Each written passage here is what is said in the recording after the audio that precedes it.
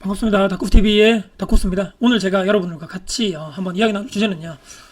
제가 2017년도부터죠. 그때 이제 이번 정부, 문재인 정부 들어와서 부동산 정책이 어떻게 변화가 되었는지에 대해서 제가 한번 큰 틀에서 한번 우리가 되짚어 보고요.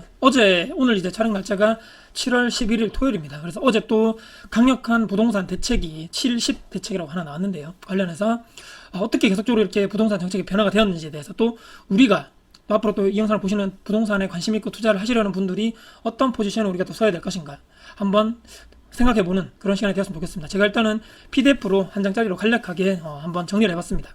최초죠. 이제 2017년 중반 말부터 시작해서 최초에 이제 이 문재인 정부 들어가지고 이런 정책이 있었죠. 민간 주택 임대 사업자를 제대로 활성화시켜서 계속적으로 주택 시장을 안정화시키겠다라는 전략이 있었습니다. 이때 당시에 문재인 정부가 3명 전부 다 각 세 주체죠.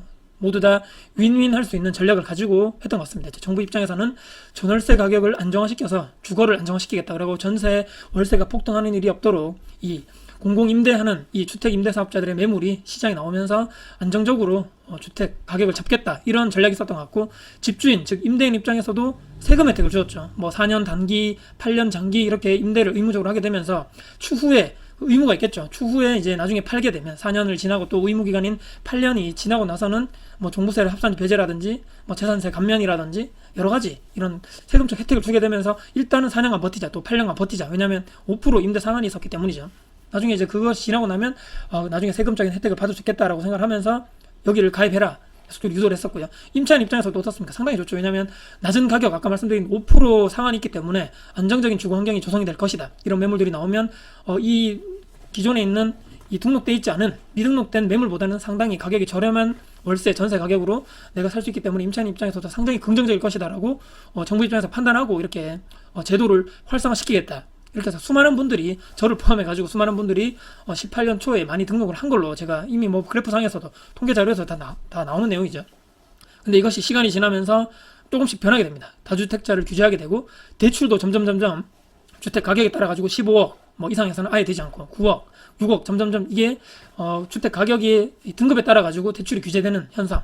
그 다음에 또 어떻습니까? 임대사업자 의무를 강화하고 과태료도 상당히 높이게 되죠. 그 다음에 이때까지는 이제 18년도, 19년도까지는 법인 투자에 대해서 그다지 큰 규제는 없었습니다. 근데 최종적으로 올해 나온 이런 규제를 봤을 때, 또 지난달에 6.17 대책이 있었을 때도 봤을 때는 법인 투자자 상당히 규제 대책이 강화됐습니다. 그래서 법인 투자 하지 말고 이제 팔아라. 거의 이런 시그널을 줬습니다. 그래서 많은 또 법인 투자 하시는 분들이 상당히 혼란을 겪었던 지난달이었는데요. 또 어떻습니까? 임대사업자. 어제 나왔던 제도. 바로 임대사업자 규제를 계속적으로 강화, 이걸 넘어서서 폐지를 하겠다 어제 나왔습니다. 물론 이게 법을 통과해야지만 이제 되겠지만, 상당히 아까 처음에 제가 말씀드렸죠. 불과 2년 전까지만 하더라도 민간주택 임대사업자를 활성화시켜가지고 이렇게 하겠다, 주택 가격을 안정화시키겠다 했었는데, 프레임 자체가 완전 반대로 됐죠. 다주택자 포함해서 임대사업자가 부동산 폭등의 주범이다, 적폐다, 이렇게 됨으로써 완전 2년 만에 나는 그냥 정부에서 이렇게 가입하라 해서 내가 5% 이상 올리지도 못하고 주변 가격 전세 월세 가격을 내가 올리지도 못하는 상황에서 나중에 그래도 세금적인 혜택이 있어가지고 이렇게 정부에서 민간인들에게 공공이 하지 못하는 이런 정부가 모든 주택을 다 사가지고 임대를 줄 수 없는 부분이기 때문에 민간에서 이런 공공에 할 수 있는 일을 좀 대신 해줘라. 대신에 너희가 나중에 5년 뒤 또는 8년 뒤에 이렇게 다 계속적으로 의무를 다 지키면서 하게 되면 세금적으로 혜택을 주겠다라고 했을 때 이 주택임대사업자들이 그래 알겠다. 그때 울며 겨자 먹기식으로 가입을 했었죠. 그거 아니면 상당히 엄청나게 세금을 때리겠다. 거의 반협박적으로 이렇게 해서 했었는데,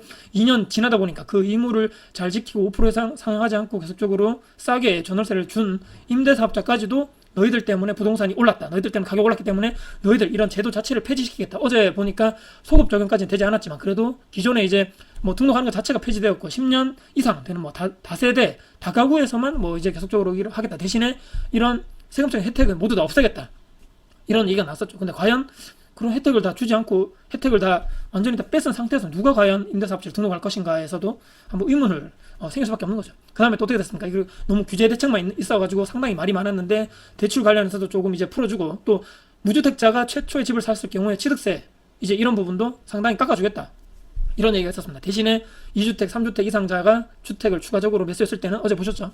8%, 또 12%까지 엄청난 취득세를 매기겠다. 거의 주택 살 사람이, 제가 볼 때는 그 가격 주고 그 취득세를 주고 살 사람이 있겠나 싶습니다. 말씀드린 대로 그래서 변화가 있었죠. 2년 사이에 다주택자, 임대사업자는 부동산 폭등의 주범이다. 너희들 적폐다. 적폐 세력으로 완전 가주가 되어 있고요. 그 다음에 또 점차적으로 변화됐던 것이 투기지역, 뭐 투기과열 지역, 조정대상 지역이 점차적으로 지역별로 점점 늘어나게 되면서 상당히 많아졌다. 근데 또 하나의 또 최근에 또 큰 이슈가 이 중간에 보이시는 임대차 3법 통과가 될 것이냐 말 것이냐. 정부에서는 뭐 여당에서는 7월 중으로 통과시키겠다. 이 주로 여러분 아시겠지만 전월세 신고제, 또 하나가 전월세 상한제, 마지막이 갱신 청구권입니다. 이 세 개가 무엇인지 여러분 아시겠지만 이 위에 보시면 민간주택 임대사업자의 영역이었습니다. 이 부분에 대해서는 5% 연 상한을 지켜야 되고 무조건 신고를 해야 되고 이 계약갱신 청구권은 여러분 아시겠지만 지금 이제 보통 우리가 2년 정도의 주거기한을 보장하고 있는데 이것을 좀 더 늘려가지고 2+2 또는 뭐 2+2+2 또는 어떤 분은 영구적으로 임대인이 내가 내 집인데 그럼에도 불구하고 임차인이 내가 영원히 내가 여기서 몇 년간 내가 원하는 대로 여기서 전세 살 거야. 그 다음에 5% 밖에 상한을 못 올리는 이런 가격적으로도 올릴 수 없는 이런 집에서 나는 영원히 살 거야 라고 원한다면 임차인의 마음대로 살 수 있는 이런 계약갱신 청구권을 또 어떤 분은 또 발의를 하셨다 이렇게 얘기를 하십니다. 이것이 과연 통과되면 추후에 이제 2020년 하반기에는 과연 대한민국 부동산이 어떻게 될 것인가 말이 또 상당히 많죠. 근데 또 이런 또 여러분들 보시겠지만 현재 어떻습니까? 전 세계적인 유동성 뭐 대한민국뿐만 아니라 미국 뭐 전 세계적으로 유동성이 엄청나게 많아진 시대에 또 저금리 저성장의 기조가 전 세계적으로 대한민국뿐만 아니라 전 세계적으로도 계속적으로 그런 기조가 되고 있는 상황입니다. 예전부터 해서 지금까지 계속적으로요. 그 다음에 마지막 보시면 이 정부에서 과연 주택 가격을 잡겠다는 것인가 아니면 정말 그들이 원하는 정부나 여당에서 원하는 것이 추가적인 세수를 확보할 것인가 이 두 가지 목적 중에 과연 어떤 것인가를 지금 많은 분들이 또 생각을 하게 되는 거죠. 이렇게 왜냐하면 과태료 인상 철저하게 뭐 이렇게 뭐 세금적인 부분을 상당히 많이 올렸죠. 취득세, 뭐 보유세 엄청나게 많이 올림에 따라 가지고 이 겉으로 드러나는 것은 주택 가격을 잡겠다 또는 다주택자 임대사업자의 이런 더 이상 주택 추가적인 매수세를 뿌리 뽑겠다 이렇게 겉면적으로 우리가 드러나는 것은 그거지만 이 정말 내면적으로 봤을 때는 추가적으로 세수 확보를 하는 것이 아닌가. 그래서 마지막으로 실질적인 주택 공급 대책 관련해서는 계획은 있지만 뭐 향후 5년 뒤 10년 뒤까지 장기적으로 봐야 되지만 그런 것이 공급이 될 이런 상황인데 이런 것은 정책을 계속적으로 봐도 없는 상황. 제가 이게 말씀드리는 상황이 아니고 이 부동산 전문가분들 또 여당에서까지도 실질적으로 부동산 정책 주택에 관한 이런 공급 정책이 나오지 않는 상황에서 과연 주택 가격이 잡힐 것인가 의문이다라고 많은 분들이 또 얘기하시는 부분이고 또 하나는 무엇입니까? 정책 실패를 인정하지 않은 것이 또 문제 있는 것이 아닌가. 아까 말씀드렸죠. 2년 전까지만 하더라도 주택 이런 임대사업자 제대로 활성화시켜가지고 해야 된다라고 했던 그 똑같은 분이 2년 뒤에는 바로 이런 사람들 때문에 부동산 폭등이 주범이다 적폐라고 이렇게 완전 말을 바꾸는 완전히 뒤통수 만다 그러죠. 그래서 마지막 흑백 논리 떠넘기기 이게 무슨 얘기냐면요. 처음에는 이 민간인들이 주택 임대사업자를 등록해서 안정적으로 임차인들에게 계속적으로 전세 월세를 계속적으로 주택을 공급해라. 이것은 윈윈할 수 있다 이렇게 했었는데 시간이 지나면서 어떻습니까? 지금 현재 와가지고는 정부는 정책에 대해서 문제가 없는데 이런 다주택자 또는 임대사업자의 계속적으로 이 물건을 많이 가지신 분들 있죠. 주택을 많이 가지신 분들의 이런 사람들이 점점 많아지다 보니까 뭐 실수요자들, 무주택자 분들의 주택을 추가적으로 매수한다거나 내가 집을 한 채 살려 했는데 일어나다 보면 가격이 얼마 올라 있고 또 내가 지금 이사를 하려다 보니까 전세 가격이 얼마나 폭등해 있고 관련해가지고 이 모든 것들은 저 적폐의 문제다. 저 다주택자 또는 임대사업자의 문제이다. 그렇기 때문에 이 정부에서는 완전 이렇게 편가르기식이 아닌가. 그리고 나는 책임 없어. 주택을 살려는 저놈들 문제야. 모든 것은 저놈들 문제이기 때문에 정부는 문제가 없고 모든 것은 저 다주택자 또는 임대사업자의 문제일 것이야. 그렇기 때문에 저놈들을 더 때려잡아야 된다. 저놈들의 세금을 왕창 물려야 된다. 이런 여론을 형성함으로써 지금 현재 상대적 약자죠. 제가 생각할 때는 무주택자 또는 이제 결혼하실 분, 신혼부부들, 주택이 없으신 분들의 와 정말 저놈들 때문에 저런 게 맞는 것이다. 저놈들을 완전 때려잡아야 된다. 이런 정부의 논리에 휘말리는 것이 아닌가. 제 간략한 저만의 생각을 한번 정리를 해봤습니다. 이렇게 전체적인 2년간에 또 3년차 이 문재인 정부 들어가지고 이런 식으로 부동산 정책 또는 이런 기조들이 바뀌어가는 것이 아닌가. 또 제가 이제 출처는 이데일리라고 밝힙니다. 2017년도부터 해서 최근까지 부동산 정책의 큰 틀에서 이런 정책들이 나왔다. 여러 가지 정책이 있겠죠. 2017년도 가장 큰 것이 파리 대책이 있었고요. 뭐 이런 세부적인 내용들은 여러분들 한번 또 참고를 해보시면 될 것 같고요. 이때 12월 13일 맨 마지막에 보시면 임대주택 등록에 대해서 활성화하는 이런 정부에서 국토부에서 발표가 있었습니다. 양도소득세 보이시죠? 종부세, 합산배제, 또 세제 혜택을 통해가지고 임대주택 등록을 활성화시켜서 거주 또는 임차인들의 주거 안정성을 보장하겠다. 계속적으로 그래서 등록해라. 너희들이 가지고 있는 것을 공식적으로 등록해서 너희들이 신고하고 연임대로 5% 이상 상한에 맞춰가지고 계속적으로 너희들이 뭐 임대를 한다면 나중에 너희들이 팔았을 때 또는 기존에 갔을 보유세 자체를 낮춰주거나 완전 면제시켜주겠다라고 울며 겨자 먹기식으로 이때 당시에 주택임대 하시는 분들은 그전에 있었지만 이때 활성화가 해야 되겠다 해서 많은 분들이 등록을 했었습니다. 그 다음에 2018년도 어떻습니까? 계속적으로 많은 뭐 신혼 청년 주거 지원을 하겠다, 파리 대책 하겠다 해서 또 강력한 대책이 터졌죠. 그 다음에도 불구하고 주택 가격이 잡히지 않았기 때문에 9.13 대책, 엄청나게 이때 당시에 많은 규제 대책들이 많이 발표가 되었습니다. 또 이런 시기를 지나서 작년이었죠. 2019년도에 1월 초에 등록 임대주택 관리 방안 관련해가지고 완전히 과태료 자체를 많이 올렸습니다. 만약에 너희들이 이런 뭐 규제, 이런 의무를 지키지 않는다면 너희들 3천만 원까지 과태료 내야 돼. 법을 줬단 말이죠. 그래서 임대주택을 등록하신 분들이 상당히 벌벌벌 떨었던 이때 당시에 저도 한번 생각이 나게 됩니다. 또 시간이 지나면서 계속적으로 주택 가격이 안정화되지 않다가 또 풍성 효과 때문에 여러 지역이 또 계속적으로 여기가 안 오르던 지역마저 오르다 보니까 연말에 12, 16 대책 9억 이상 주택에서 LTV 강화하겠다. 또 10억 이상 주택에 대해서는 담보대출 자체가 금지되는 이런 또 사상 초유의 사태가 발생되는 이런 시기까지 왔습니다. 그 다음에 시간이 지나서 2020년도 어떻습니까?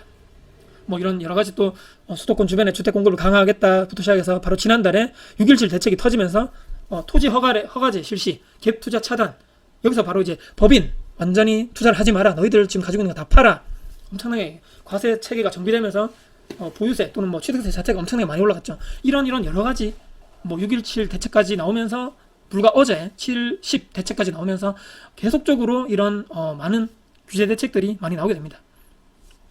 참고적으로 임대사업자란 무엇인가에 대해서 여러분들 또 참고적으로 설명을 드리고자 제가 렌트홈이라는 사이트에 가서 제가 캡처해 놓은 사항입니다. 임대사업자란 나와있죠. 중간에 보시면 공공주택사업자가 아닌 자로서 공공이 아니란 말이죠. 정부라든지 지자체 이런 것이 아니고 1호 이상의 민간임대주택을 취득하여서 임대사업을 할 목적으로 민간임대주택에 관한 특별 제5조에 따른 자이며 민간임대주택이란 임대 목적으로 제공하는 주택으로서 임대사업자가 같은 법 같은 조에 따라 등록한 주택을 말한다 이렇게 되어 있습니다. 뭐 종류는 이런 것이 되어 있고요.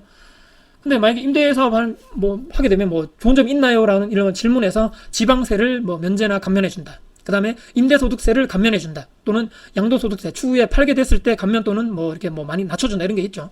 그 다음에 또 종합부동산. 이것을 뭐 나중에 이런 뭐 합산 배제를 해주겠다. 이런 것을 의무를 지켰을 때 또는 건강보험료 있죠. 여기서 또 많은 분들이 또 이걸 안 하면 안 되겠구나 해서 많이 또 등록하셨죠. 피부양자, 또 지역가입자, 직장인 가입자 관련해가지고도 만약에 너희들이 이런 임대사업자 등록을 하게 되면 많이 낮춰진다. 그렇기 때문에 너희들 많이 해야 된다. 그렇게 얘기하셨죠. 또 여기서 보면 임대사업자 관련 의무가 있습니다. 또 4년, 8년 차 단기냐, 뭐 공공지원 장기일반이냐에 따라 가지고 또 의무가 있을 것이고요. 여러 가지 또 이런 거 많이 있습니다. 가장 또 핵심이 중간에 보시면 임대료의 5% 범위 내에서 올릴 수밖에 없다. 이렇게 나오죠. 여기 가장 핵심입니다. 옆에 전세 월세는 많이 오르는데 내 집은 많이 못 올리는 거죠. 임대사업자 등록 의무사항 있습니다, 여러분들. 뭐 이렇게 사진을 보시면 이게 그 내용 제가 그대로 캡처한 부분인데요. 임대차 계약을 신고를 해서 뭐 3개월 내에 등록해야 된다 이런 것도 있고, 임대료 인상률 제한 뭐 5% 아까 말씀드린 내용. 그다음에 임대사업 하는 물건에 대해서는 마음대로 팔지도 못하는 사항입니다. 팔았다가 또 엄청난 과태료가 있겠죠. 뒤에 보시면 과태료 상향된 부분을 그대로 가져왔습니다. 뭐 3천만 원, 1천만 원, 또 3천만 원, 500만 원 여러 가지 또 이런 부분에 대해서 너희들이 지키지 않으면 이런 과태료를 물리겠다. 점점점 세금이 늘어나는 것이 알 수가 있겠죠. 최근에 또 보니까 국토교통부 관련해서 등록 임대사업자 주요 의무 관련돼서 위반 시의 처벌, 아까 말씀드린 대로 뭐 3천만 원까지 엄청나게 많은 과태료 처벌이 있기 때문에 임대사업 등록한 물건에 대해서는 함부로 가격 올리지도 못하고 함부로 팔지도 못하고, 아까 말씀드린 대로 4년 또는 8년 동안에는 이 물건이 밖으로 나올 수가 없는 상황입니다. 자, 정리하겠습니다. 혹시라도 이런 질문을 스스로 한번 해보시면 어떨까 싶은데요. 혹시라도 어제 말씀드렸죠. 7월 10일까지 대책이 나왔다고 가정했을 때 이렇게 계속적으로 규제 대책이 강력하게 규제 대책이 나온다 할지에도 부동산 가격이 잡히지 않는다면, 말씀드렸죠. 15억, 9억, 6억까지 이렇게 점차적으로 주택 가격 그 구간별로 이런 규제 대책들이 있는데요. 만약에 이것들이 잡히지 않는다면 또 6억 이하까지 또 푸선 효과라고 그러죠. 3억 이하 아파트에 또 가격이 올라간다. 또 뭐 정말 가격이 낮은 1억 이하의 아파트까지도 규제가 없으란 법이 있을까? 점점 시간이 지나면 지날수록 말이죠. 그러면 집안채 있는 사람들에게도 보유세가 계속적으로 늘어난다면, 아니 나는 투기꾼도 아니고 나는 그냥 투자자도 아닌데 내가 지금 집안채 있는 사람인데 보유세가 점점점 늘어날 수 있는 확률이 없을까요? 다시 한번 생각을 해보게 되고요. 아까 말씀드린 임대차 3법 통과 시에 과연 어떻게 될 것인가? 전세 월세를 타인에게 임대를 주었을 때 연 5% 상한선, 그 다음에 계약갱신 청구권. 무슨 말인가요 이게? 계약갱신 청구권은 아까 말씀드렸죠. 2년 또 살고 나서도 또 2년, 또 2년, 또 3년, 아니면 영원히 임대인은 원하지 않는데, 집주인은 원하지 않는데 임차인은 난 여기서 계속적으로 살 거야 라고 했을 때 과연 이것이 임차인의 집인가요? 아니면 임대인의 집인 것인가? 한 번쯤 생각해 봐야 됩니다. 혹시라도 여러분들이 평생 나는 전세 살 거야, 평생 나는 월세 살 거야라고 혹시라도 생각하시나요? 내 집 한 채 없이? 이렇게 생각하시는 분들에 대해서는 문제가 없겠지만 대한민국 자본주의 사회, 사유재산을 인정하는 사회 아닙니까? 여기서 과연 내가 과연 평생적으로 전세 월세만 살고 난 여기 이것이 행복한 거야 라고 과연 우리가 지금 생각할 수 있을 것인가? 지금 내가 돈이 없더라도, 지금 내가 전세 살고 지금 내가 월세를 사는 입장에서는 이 법이 통과되면 좋죠. 하지만 내가 추후에 내가 집을 매수하게 될 경우, 내 자녀를 위해서 내가 또 집 한 채를 사서 자녀에게 증여를 해줄 수 있는 경우가 절대 나에게는 일어나지 않는 일이라고 단언할 수 있을까요? 여러분들 아시겠지만 내 서 있는 위치에 따라 가지고 풍경이 바뀐다는 말이 있죠, 여러분들. 지금 내가 임차인 입장에서는 이런 제도를 내가 선호하고 박수치를 이룰지 모르겠지만 추후에 내가 돈을 벌고, 내가 지금 사업자가 아니고 일반적인 내가 그냥 집 한 채 사가지고 내가 임대를 줄 경우에서도 여러분들 임대차 3법이 통과되면 여러분들 전세 월세를 마음대로 올리지 못하는 경우, 여러분들 마음대로 여러분들 집에서 살 수 없을 경우, 이런 일이 여러분들에게도 벌어질 수 있다는 얘기죠. 그 다음 마지막, 진짜 다주택자 또는 임대사업자가 주택가격 폭등의 원인인가? 같은 지역 내에 전월세 가격이 낮은 곳도 상당히 많습니다, 여러분들. 여러분들 한번 보십시오. 사람들이 정말 너너나노 할 것 없이 살고 싶은 위치, 살고 싶은 그 지역에 거기만 부동산 가격이 오르는 것 아닐까요? 정말 냉정하게 보십시오. 이 원룸, 다세대 빌라 또는 지하, 여러분도 아시겠지만 이 대구 외곽지 여전히 전세 가격도 낮고 월세 가격도 낮고 매매 가격 또한 낮습니다. 거기는 아직까지 미분양된 곳이 많다는 얘기죠. 정말 사람들이 많이 원하는 곳만 폭등하고 올라가는 것이 아닐까요? 특히 임대사업자, 아까 말씀드렸죠. 의무 보유기간이 있습니다. 4년, 8년 동안. 이런 물건들이 시장에 나오지 못하기 때문에 매물이 계속적으로 잠기는 것 아닐까요? 또는 전월세 가격을 올리지 못하고 팔지 못하는 이런 사람들 때문에 오히려 반대로 전월세 가격이 안정적으로 공급되는 것이 아닐까요? 최초 아까 말씀드렸죠. 18년도 그때 당시에 정부에서 이렇게 해서 너희들이 임대사업을, 민간 임대사업을 장려해서 너희들 등록해라. 안정적으로 너희들이 주택을 또 임대할 수 있을 것이다. 전월세를 안정적으로 주변 이런 등록하지 않은 곳은 계속적으로 올라가는데 너희들은 연 5%밖에 올리지 못하기 때문에 임차인들에게 좋은 것이기 때문에 너희들은 반드시 긍정적인 효과를 주택시장에서 보일 것이다 라고 정부에서 그렇게 말을 하지 않았습니까? 근데 이제 와서는 반대로 너희들 때문에 주택가격이 올라갔다? 이거 완전 어불성설인 얘기라는 것입니다. 한 입으로 두 말을 하는 것이 과연 옳은 것인가라도, 정부의 입장이, 정부의 저 말이 과연 진실인가라도 한 번쯤 생각해 봐야 됩니다. 자, 마지막으로 정리하겠습니다. 이제 곧 여러분들, 당신들 차례가 올 것입니다. 과연 아니라고 생각하시나요? 나는 그냥 계속적으로 가난하게 살고, 난 계속적으로 전세 살고, 난 계속적으로 내 사유재산, 내 자산이 늘어나는 것에 대해서 여러분들 스스로 부정하고 계신가요? 여러분들 월급 받으셔가지고 열심히 돈 벌어서 집 한 채 사고 계속적으로 내 자산이 늘어가는 것을 여러분들 꿈꾸시는 것이 아닐까요? 그것이 바로 여러분들이 원하는 경제적 자유 아닌가요? 한 번쯤은 정말 내가 지금 정부의 정책과 내가 지금 앞으로 살아갈 목표, 내 앞으로의 자산적인 목표가 서로 지금 같은 방향을 가서 맞는 것인가? 지금 내가 정말 가난하고 지금 내가 약자의 편에 있어서 저들의 정책, 지금 문재인 정부의 정책 자체가 내가 나중에 사유재산이 인정되면서 이 자본주의 사회에서 살아가는 것 자체에서 이거 자체가 부정되는 것이 아닌가? 내가 지금 재산이 늘어나는 것 자체가 저 지금 정부가 지금 혹시 막는 것이 아닐까? 내가 번 돈 자체를, 내 지금 벌은 이 열심히 모아가지고 벌은 사유재산 자체를 계속적으로 세금 쪽으로 계속적으로 내가 많이 걷어가려는 이런 목적이 있는 것이 아닌가라고 다시 한번 생각해보지 않을 수가 없다. 저는 이런 생각을 마지막으로 하면서요. 여러분들의 쓸 포지션이 어떤 것인가? 여러분들 과연 정부 쪽에만, 그 정책에만 기대가지고 계속적으로 평생 동안 내가 살아갈 여러분의 방향성이 맞는 것인가? 한 번쯤은 돌아보자. 한 번쯤은 여러분들 스스로 내 자신, 내 가족들의 미래를 위해서도 한 번쯤 우리가 돌아보자. 그리고 저 정부 정책, 그리고 내가 지금 앞으로 가져가야 할 목표와 과연 맞는 것인가를 한 번쯤 돌아보자는 측면에서 오늘 제가 PDF 자료를 통해서 여러분들께 설명하는 시간을 마무리하도록 하겠습니다. 혹시라도 여러분들이 제 영상 도움 되셨다면요, 구독, 좋아요, 알람 설정, 그리고 댓글 주시고요. 제 영상이 주변 분들께 계속적으로 공유될 가치가 있다고 생각하신다면 널리 공유 부탁드리겠습니다. 지금까지 닥코TV의 닥코였습니다. 화이팅입니다.